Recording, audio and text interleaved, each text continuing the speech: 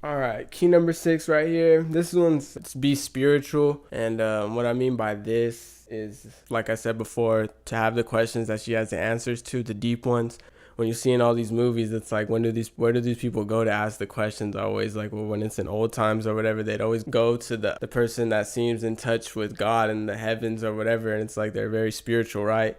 And they seem to be in touch with everything in the universe and have all the answers. You have to give off that impression. Not, you don't have to be this Buddhist looking, like I meditate all day type thing, but you have to give off like, you have the answers. You know what's going on. And so the second point is women crave for the answers to questions about things like death, life after death, the supernatural, and the universe itself. And, you don't know these things for sure, obviously, right? But you have to have beliefs on these, so that way when you tell her things, it's like you guys could both, that it's already a good conversation tool, because you guys might have different beliefs, and depending on what she says, you shouldn't waver what your beliefs are, because you should already have taken into consideration hers or whatever. But when she says she believes in certain things, if you're so confident in what you believe in, those beliefs start rubbing off on her. If she doesn't know anything that you're uncertain of, those beliefs of people who are certain of themselves start rubbing off on you when you're around them. So that's how that works. And of course, like I said, you can't know for sure,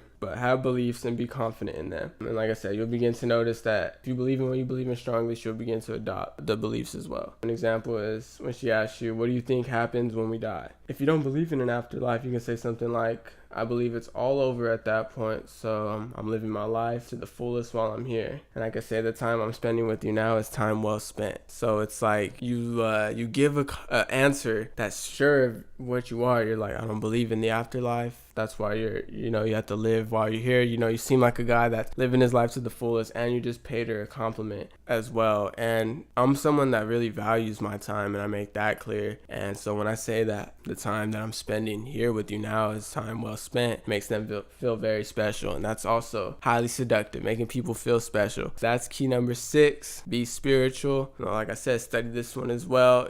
Some people aren't very spiritual, and you're gonna let, maybe you're after a woman that is very or not, and you want to hear these things from her, and it could be one of those moments where you haven't thought about much. But I mean, it's highly seductive when you have answers to these questions, even though like I said, we can never be sure, right? But when you feel like they're confident in you, you're confident in yourself, and then they're confident in you. So that's number 6, be spiritual.